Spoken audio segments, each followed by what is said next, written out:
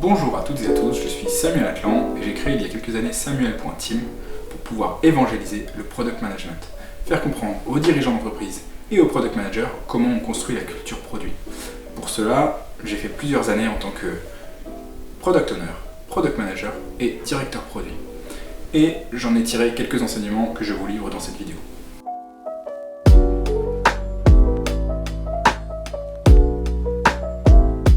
Dans cette vidéo, nous allons voir plusieurs choses. D'abord, l'histoire du product management.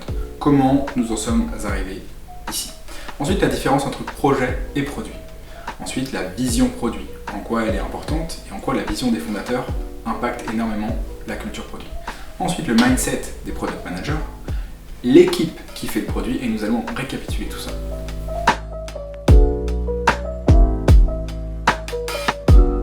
Le product management remonte aux environs de 1930 quand une personne nommée Neil McElroy qui travaillait chez Procter & Gamble s'est rendu compte qu'il manquait un rôle centralisateur. Cette personne qui se situe entre la technique et les clients et qui permettrait de faire ce lien. Et donc il a créé un mémo dans lequel il recherchait deux personnes, deux brandmen, pour pouvoir incarner cette marque et pouvoir faire le lien entre ces deux entités. Ensuite, en 1943, donc Neil McElroy, qui était aussi intervenant à Stanford, à l'université Stanford, a rencontré Hewlett et Packard, donc les personnes qui ont créé HP. Et ces personnes-là se sont rendues compte qu'il manquait aussi un rôle à cette entité qui était entre les deux. Et donc ce rôle-là, c'est la décision proche du client. Donc c'est-à-dire que donner à cette personne qui est proche du terrain la décision. Ce qui a été un acte fondateur aujourd'hui avec les product managers, on se rend compte que dans plusieurs startups, parfois ils ont le rôle mais ils n'ont pas toujours la décision, donc peut-être qu'il serait bon de revenir dessus. Ensuite, on tourne son regard vers le Japon et Toyota. Le Japon a été dévasté après la Seconde Guerre mondiale et créer des produits a été relativement complexe puisqu'il fallait faire avec le manque de ressources. Il y avait assez peu de ressources et il fallait faire des produits avec le moins de retours possible. C'est là où Toyota a mis en place une philosophie, donc le Lean que l'on connaît, et notamment deux philosophies dans ce Lean-là, le Kaizen et l'amélioration continue. Donc cette méthode de sans cesse s'améliorer, d'arrêter lorsqu'il y a un problème, on arrête toute la chaîne de production et on se penche sur la chose et on s'améliore. Donc cette philosophie d'amélioration continue est aujourd'hui encore le cœur du product management. Ce qui a fait en fait de Toyota l'entreprise qui vend le plus de voitures avec le moins de défauts au monde. On peut voir qu'en 1986, c'est la première fois dans un papier scientifique qu'a été utilisé le mot Scrum dans la partie management. Et en fait, c'est pour se rendre compte que le Scrum est l'existence d'une connaissance organisée. Connaissance organisée veut dire connaissance à plusieurs. Depuis toujours, on se rendait compte que nous pouvons, en tant qu'individu, avoir une connaissance qui accroît au fur et à mesure, mais pas forcément en tant qu'équipe. C'est la première fois qu'a été théorisée cette partie de connaissance en équipe.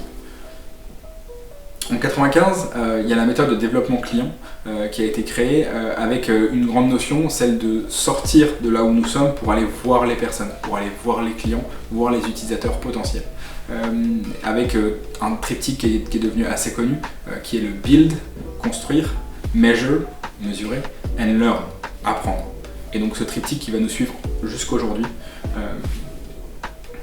Ensuite, en 1997, il y a eu la théorisation de ce qu'on appelle aujourd'hui l'UX, la User Experience, l'expérience utilisateur, par notamment une personne qui s'appelle Donald Norman.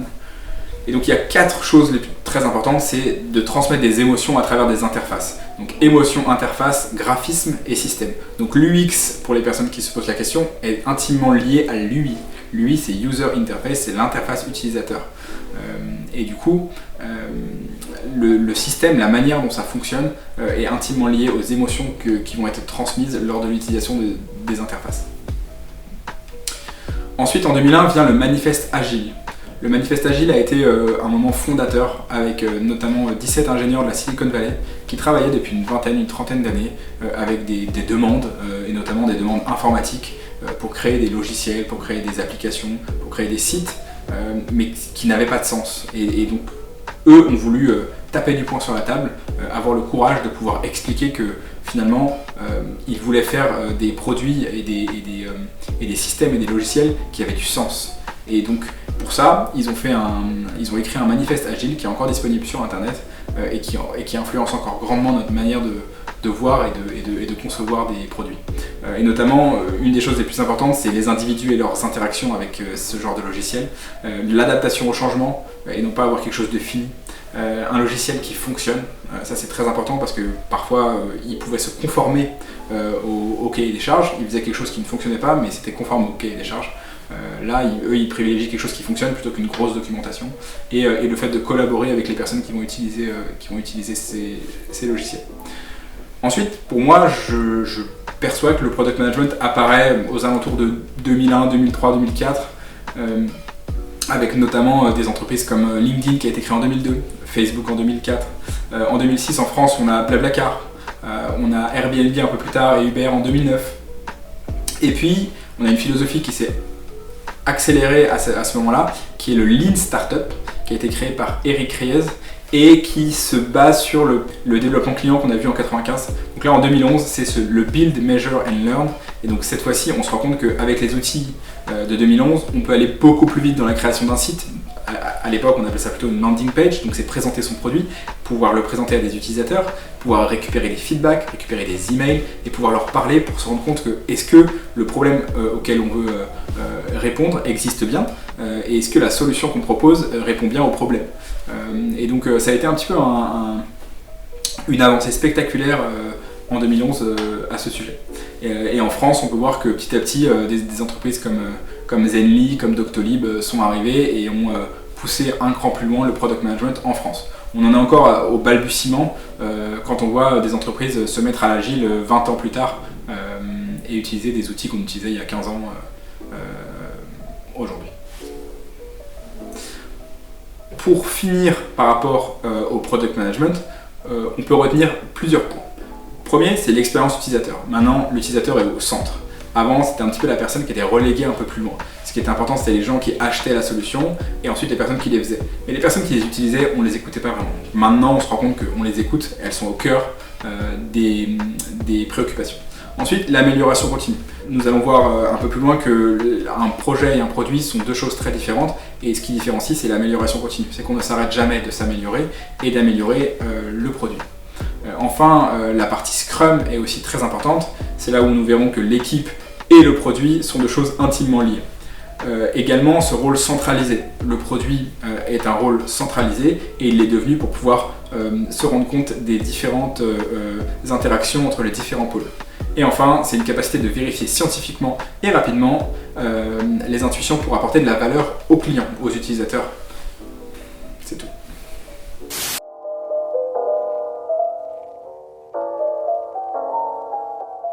Un projet, c'est une entité qui est terminée, qui a un début et une fin. Là où un produit a plutôt un début et n'a jamais de fin. On peut prendre des exemples de la vie courante, comme tout plein d'applications que nous pouvons avoir dans nos téléphones. Moi, il y a une application que j'aime bien, que tout le monde connaît, qui s'appelle Spotify. Spotify, on peut percevoir qu'il y a des choses qui changent régulièrement. Et du coup, cette notion-là de choses qui changent régulièrement, c'est un petit peu cette notion de produit. On sait que ça va s'améliorer et que ça ne s'arrêtera pas. Par exemple, quand je vais chercher une application sur l'App Store, entre deux applications, il y en a une que je vois qui a eu une mise à jour il y a 3 ans et une autre qui a eu une mise à jour il y a 2 semaines. Je vais plutôt m'orienter vers celle où il y a une mise à jour il y a 2 semaines, même si l'application semble moins bonne. Pourquoi ? Parce que je me dis, je mise sur le futur et je mise sur l'amélioration continue.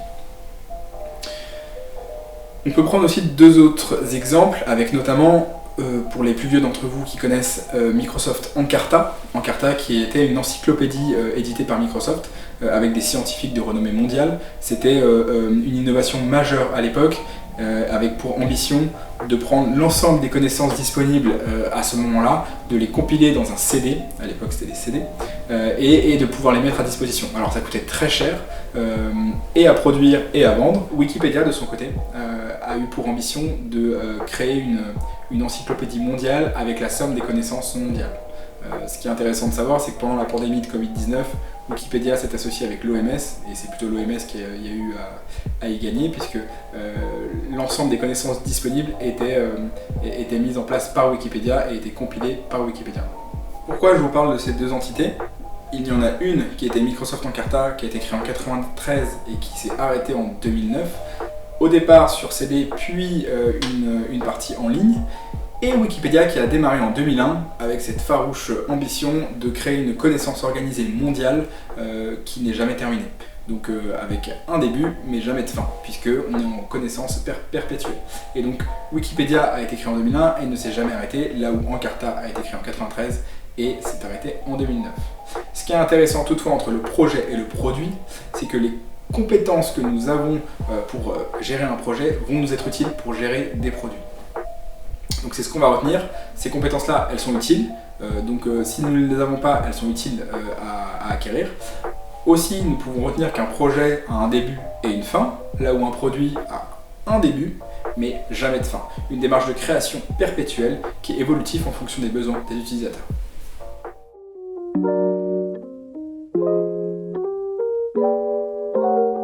La vision produit, c'est quoi? C'est une direction claire. Cette direction part d'une volonté de la part d'un fondateur, d'un créateur de produits, qui permet de vouloir aller quelque part pour résoudre un problème. Ensuite, ce quelque part va nous permettre d'alimenter la roadmap de fonctionnalités pertinentes pour répondre à ce problème-là. Prenons un exemple.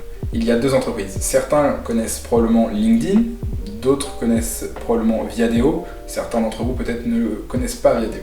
Viadeo est une entreprise qui a été créée en 2004, LinkedIn en 2002, et qui était française, avec pour objectif de créer un réseau social professionnel, donc sur le même secteur que LinkedIn. Et son objectif principal a été de s'étendre le plus vite possible à l'international. Là où LinkedIn a plutôt peaufiné son produit, s'est intéressé à la manière dont les utilisateurs l'adoptaient, l'utilisaient et si les personnes avaient du plaisir à le faire.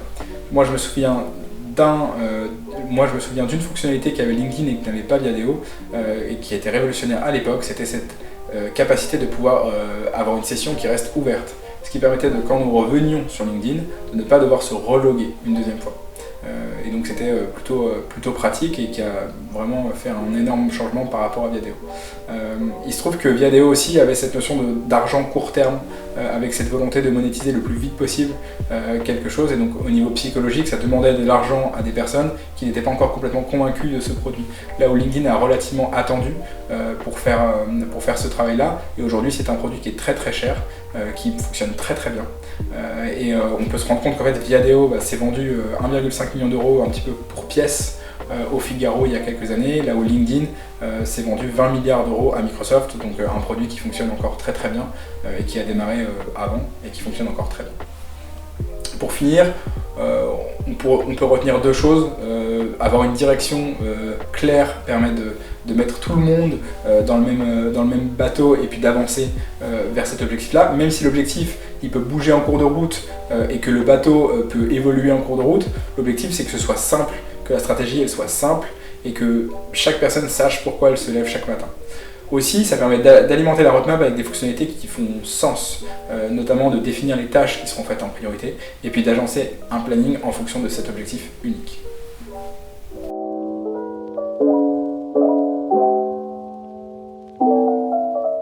Un product manager, un ou une product manager, est par essence une personne qui est généraliste, qui va avoir cette capacité à gérer plusieurs choses, à comprendre plusieurs choses et à travailler avec plusieurs départements. Il a aussi cette notion de pirate, la capacité de trouver des solutions avec peu de ressources et cette partie pragmatique. Quand on est capable de définir un problème, une solution, on est capable de la mettre en œuvre le plus rapidement possible, probablement parfois seul, sans avoir besoin de développeurs ou de designers.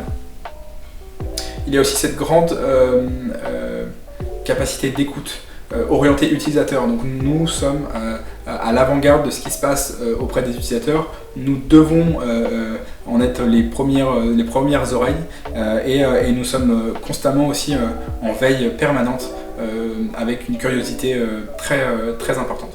Enfin, il y a cette notion d'empathie pour pouvoir se mettre à la place de, que ce soit les employés autour de nous, exemple les personnes qui sont au support, pour lesquels le fait qu'on ait mis en production un nouveau produit leur amène 150 tickets par heure. Il faut qu'on puisse comprendre et entendre ça, de la même manière qu'il faut qu'on puisse comprendre et entendre les besoins des utilisateurs. Il y a cette partie où nous pouvons agir comme un ou une chef d'orchestre, avec notamment la partie communication. Nous devons parler aux utilisateurs, mais également parler en interne à nos employés pour pouvoir expliquer ce qui va se produire, les produits que nous allons lancer. Nous avons aussi cette capacité d'analyse, de pouvoir comprendre les tendances qui vont arriver, mais également les choses qui se sont passées avec toute la partie analytics et data. J'aime aussi souvent parler de courage parce que c'est une notion qu'on perd beaucoup en entreprise. Il y a toujours une peur inhérente à tout un tas de facteurs. Le product manager ou la product manager a beaucoup de courage et doit faire preuve de courage. Il y a aussi cette notion de diplomatie où voilà, il faut savoir dire non avec tact et il faut savoir mettre en valeur les choses et les personnes autour de nous, les choses qui ont été bien faites.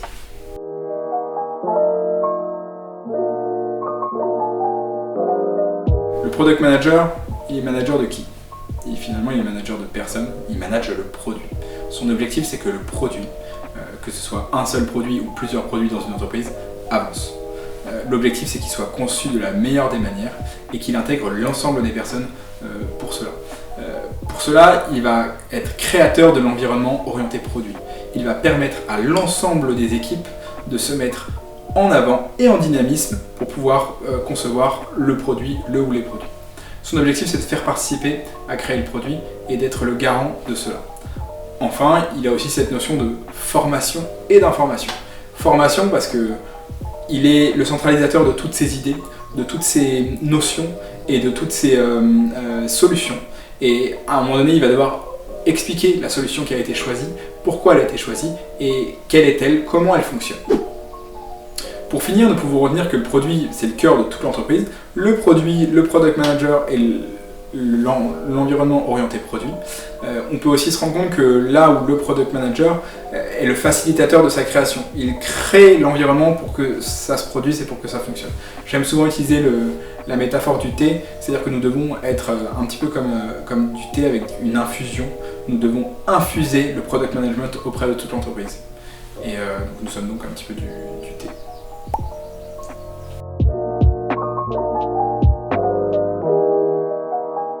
J'aime prendre comme métaphore pour parler d'un produit et d'une équipe l'iceberg. L'iceberg a comme point émergé le produit. Finalement, le produit, c'est un petit peu la conséquence finale des actions d'une équipe. Et donc, l'équipe et son organisation se situent en dessous de l'eau. Pour que tout fonctionne correctement et que l'iceberg reste bien en place, il y a cette notion d'équipe organisée. Et du coup, l'équipe organisée construit un produit visible, pertinent. Aussi, nous avons vu cette notion d'infusion et de rayonnement. Le produit est au cœur de toute l'entreprise et il rayonne auprès de tous les départements, avec en premier lieu cette écoute empathique auprès des clients. Aussi, nous avons vu que donner une direction claire à son produit et à là où nous voulons aller permet d'alimenter la roadmap et les fonctionnalités de ce produit de la meilleure des manières. Et enfin, nous avons vu que le mindset des product managers était d'être un ou une chef d'orchestre pour alimenter tout ça.